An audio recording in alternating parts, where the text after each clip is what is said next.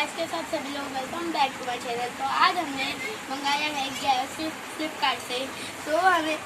ये वैसे तो 3000 का है। हमने इसे दिवाली की सेल में मंगाया है, तो ये 1500 का हमें हुआ है। ये कंपनी का नाम पिजन है और हमने pigeon glass cooktop LCD stove मंगाया है।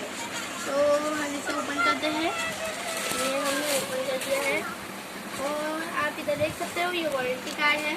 हम क्योंकि मुझे चलाना आता है ये, तो मैं ये अभी पढ़ूंगा नहीं। अगर आप फर्स्ट बार बाय कर रहे हो तो आप इसको पढ़ सकते हो। तो हम आगे बढ़ते हैं और हम पहले ये कार्डबोर्ड हटा देते हैं।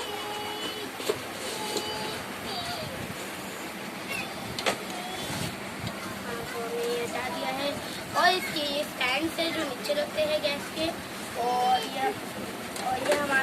ये हमारा गैस है, आप देख सकते हो। और ये जो इधर रखता है ये वाला स्टैंड, और ये स्टैंड है।